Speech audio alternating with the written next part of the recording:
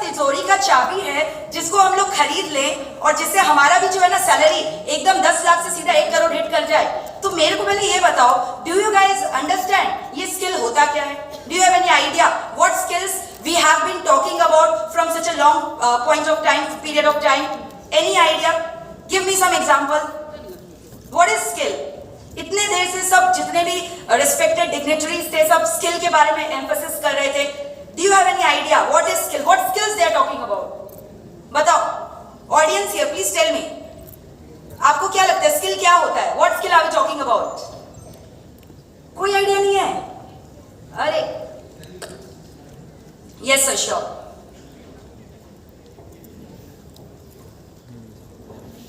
Tell me.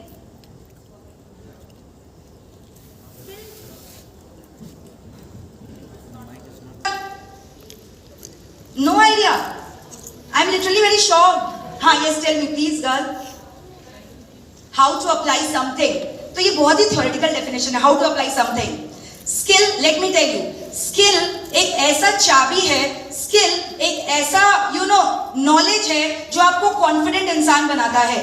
And the moment you are confident, you have that desire in yourself. You have the spark in yourself. आप कोई भी चीज achieve कर सकते हो. तो ये स्किल अचीव कैसे करें बताइए ना? आज ही हम लोग रेडी है स्किल अचीव करने के लिए. ये कोई एक दिन का खेला नहीं है भाई कि आज सोचो और स्किल हासिल कर लिया. Are you understanding? Professional degree को भी हासिल करने के लिए मिनिमम टाइम रिक्वायरमेंट कितना होता है? 3 से 4 साल. तो फिर ये तो स्किल है.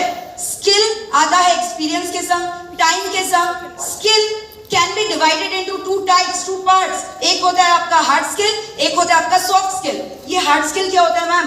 हार्ड स्किल मतलब हुआ all the technical parts, technical knowledge. technical knowledge क्या चीज का? Computer related knowledge. चाहे वो ड्राफ्टिंग स्किल हो, चाहे वो लेटर राइटिंग स्किल हो, चाहे वो ईमेल राइटिंग स्किल हो. मैं अभी भी बहुत सारे ऐसे प्रोफेशनल्स को जानती हूँ जिन्होंने ना CA, CS, CMA, MBA और क्या क्या कोर्सेज है कर लिया, लेकिन उनका हार्ड स्किल अभी भी पुअर है. तो अब आप जब बाहर जाओगे, बाहर की दुनिया में एक्सपोज होगे, तो आपका थ्योरेटिकल नॉलेज काम आने वाला नहीं है. आपका हार्ड स्किल बहुत ज्यादा एसेंशियल है जो आपके कॉन्फिडेंस को बूस्ट अप करने वाला है. So you are understanding hard skill का मतलब वो टेक्निकल पार्ट्स, यानी जितने भी लेटेस्ट कंप्यूटर रिलेटेड नॉलेज होते हैं, चाहे वो टैली का बात करो या एक्सेल का बात करो, वर्ड का बात करो, पावर पॉइंट का बात करो, ये सब में आपका एक अच्छा कमांड होना जरूरी है. It's very essential. You know all these basic things. अब हमें लगता है यार मैम कितना ईजी है, हमारे पास कंप्यूटर, आज ही पावर पॉइंट जाकर खोलेंगे, एक प्रेजेंटेशन बना लेंगे. It's not that easy that you are thinking about. ये कुछ अलग ही एक्स्ट्रा वैल्यू एडिशन है जो आपको कॉन्फिडेंट बनाता है if you have a command over it. So this is your hard skill. Now what is soft skill? Soft skill? Soft skill is your communication skill which makes you extrovert. Everyone is shy. सब कोई जो है ना अंदर में एक shyness होता है, यार आज इंटरव्यू है या आज कहीं जाना है, लोगों के सामने कैसे प्रेजेंट होंगे, क्या बोलना है. Everyone has that nerve spines. हमें डर लगता है कि हम क्या बोलेंगे, हमें नहीं पता. तो ये आप डायरेक्टली आज से अगर 3-4 साल बाद अगर आप डायरेक्टली फेस करोगे, सो बहुत ज्यादा प्रॉब्लम होने वाला है. तो क्यों ना इस चीज पर आज से ही काम करें, अभी से ही काम करें. तो मैम अभी से कैसे काम करें? आप लोग क्या प्लेटफॉर्म दोगे क्या? अभी हम लोग भी आकर लेक्चर देके यहाँ पे आपकी तरह बोले क्या यहाँ? अरे नहीं. इसके ऊपर आप कैसे प्रैक्टिस कर सकते हो, अपने कम्युनिकेशन स्किल्स को कैसे इंप्रूव कर सकते हो?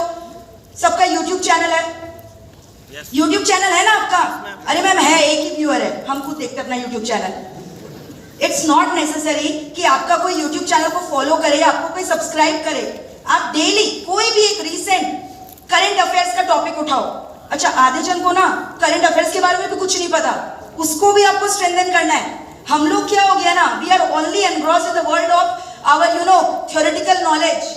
ये वाला सब्जेक्ट है हमारे कोर्स में, ये पढ़ना है, इसके ऊपर एग्जामिशन लाना है, डिस्टिंक्शन लाना है. इट्स नॉट बैड, वो करो, लेकिन उसके साथ साथ communication skills, practical knowledge, practical training, the way how you should communicate with others, etiquettes, ये सब भी सीखना साथ ही साथ उतना ही जरूरी है. एंड ये this is not a matter of one day कि आप एक दिन में सीख जाओगे. तो हाँ, मैं क्या बोल रही थी कि यूट्यूब चैनल है आप लोगों का, डेली कोई भी एक टॉपिक उठाओ, एनीथिंग, और ना वो टॉपिक के बारे में आप बोलकर रिकॉर्डिंग करो, वीडियो अपलोड करो.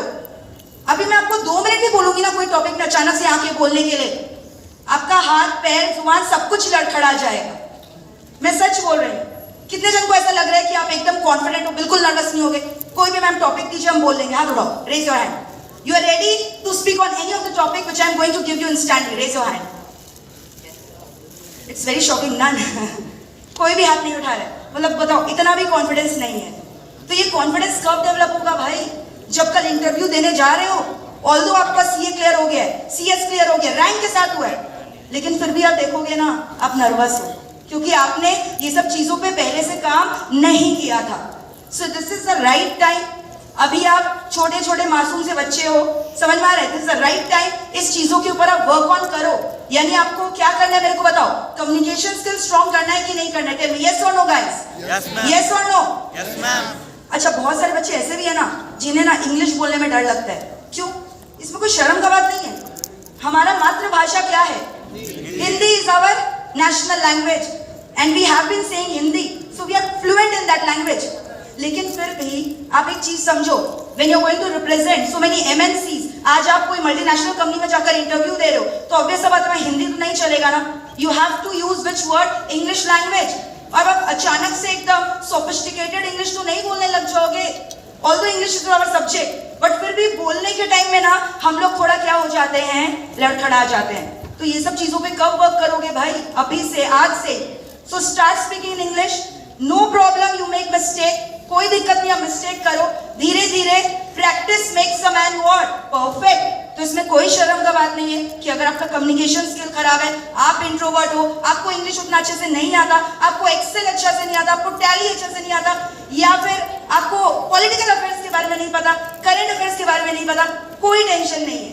अभी आपके पास बहुत टाइम है. साथ साथ जब तक आपका कोर्स क्लियर हो रहा है, साथ साथ आप इन चीजों पे भी आई वुड एडवाइस यू कि आप वर्क करना अभी से चालू करो, आज से ही जाकर. क्योंकि अगर आप ये करोगे तो आपको इसका लॉन्ग रन में बहुत ज्यादा बेनिफिट समझ में आएगा. और सर ने बोला ये स्किल ही ऐसा चीज है जो आपके सैलरी को जीरोस के साथ बढ़ा सकता है. समझ में आ रहा है? आपने बोला कि ये जो बेसिक कोर्स आप जो कर रहे हो ये मिनिमम सैलरी गारंटी करता है.